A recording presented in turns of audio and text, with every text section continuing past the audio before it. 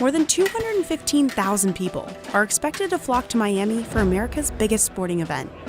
And all of those fans come with big appetites. We do two things here. We play and we eat. That's Dayani De La Cruz, or Chef D, the executive chef of the Super Bowl. She's in charge of feeding everyone, from the fans to the players and performers. She runs an army of 3,000 culinary professionals, hustling day and night, leading up to the big game. But they're not just serving up stadium nachos. They're also whipping up complex dishes like porchetta and seafood paella, and they're doing it all against the clock, delivering meals across a stadium the size of, well, a football field. We are living on this amazing adrenaline rush, and it's like a bomb just blew in the middle of the kitchen. It feels like we all go to war, we all fight our own battles, and at the end of the run, we come back and we tell the stories about how we made it. So how do they feed all of football's biggest fans? This year, Miami's Hard Rock Stadium is hosting the big game. The stadium and its caterer Centerplate are no stranger to big events. But for Super Bowl 54, things are taken up a notch. We are doubling the building and everything that we're doing so far. 50% more staff was brought in just for Super Bowl Sunday, including dishwashers, line cooks, inventory staff, and 35 chefs flown in from all over North America. But the staff has to think beyond the game.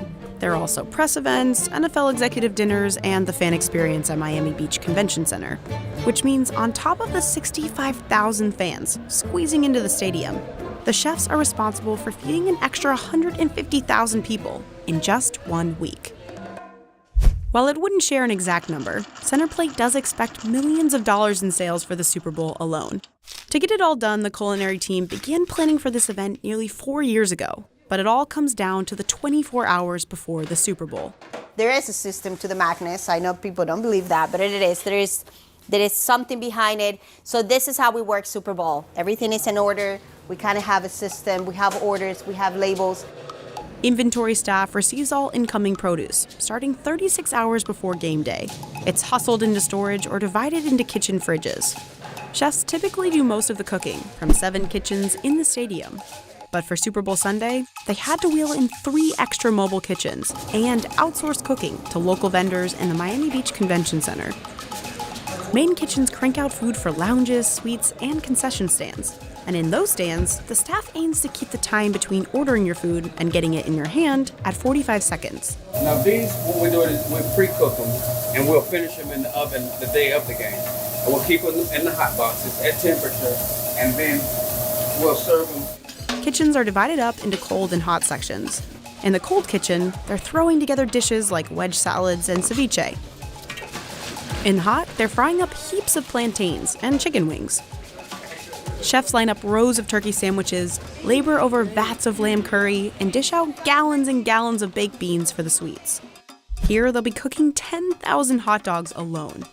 A little bit weary, tons of fun though. I'm a football fan, so go 49ers. Once cooked, all the food is rushed down the stadium's secret highway under the stands. Sorry, I walk fast. Tell me if I'm going to slow down. We call these the belly of the beast. We are walking through what we call our area when it comes to food and beverage. I'm having a coffee macaroon so I can continue going.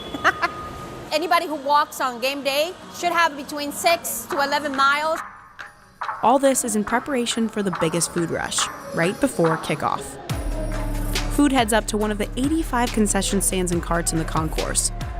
While some stands have small grills to finish up cooking, most rely on deliveries from downstairs whenever they get close to running out.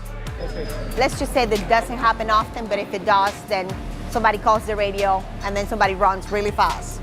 But with the stadium's massive size and thousands of people clogging up the concourse, deliveries can be tough. It's a big giant that moves on his own sometimes. Today, you might be selling all the flat pie pizza. Tomorrow, you might be selling all the burgers. So it's all about readjusting and making sure that we manage the expectations. Upstairs, they're handling smaller tasks, but the same amount of food. We are in what we call the cold side area for suites. Out of these 2 kitchens, we fit about 157 suites. Imagine 157 small restaurants. We are in the best kitchen at Hard Rock Stadium. Woo! Who is the second Super Bowl? We got two pioneers, 3. Here, they're slicing up cheese and roasting racks on racks of mushrooms. Imagine what you see here and cook for 1,600 people for me. The team cranks out 400 different menu items on Super Bowl Sunday alone. And if one thing breaks, well, If one oven breaks, it's like a domino effect. Something is gonna fall behind. So you can't take anybody's for granted, especially in such a large operation like what we have here. and in this game, the size is the biggest hurdle. At a regular restaurant for a regular day, you might order just 2 cases of lobster tails. Instead of receiving 2 cases of lobster tail, you're receiving 3,000. We just smoked about 4,400, almost 5,000 pounds of pork butts. Right now, actually, I'm bringing about 9,000 cookies, which is crazy. I just called my vendor and I say, I need more cookies. Luckily, Chef D can rely on others to help make the magic happen. She's hired 40 local vendors to churn out everything from 4,000 popsicles within a week to cake pops, cookies, and bundt cakes for the sweets. Working 24 hours a day. I have 4 shifts right now. I have to rent extra refrigeration. This is the founder of Pastries Art, a family-owned bakery in charge of all the desserts for the Super Bowl. And yes, she did get that call for those 9,000 cookies. Chef D is super funny. We plan and get organized, and then she said, "Oh, by the way, Mama, just so you know, I may order a little bit more cookies." I'm like, "Okay, sure, no problem. How many more?" I don't know, about 2,500 more. And I said, "Sure, Chef, no problem. I got it. And then when I hang up the phone, I'm like, "Oh my God, we have 2,500 more cookies." It's Center Plate's 15th Super Bowl, but it's Chef D's first. We are, all of us, bearing ourselves to thousands of fans out there. I always tell everybody on game day, find a little moment, and look down into the bowl and find yourself thinking, pat yourself in the back and say, I did that.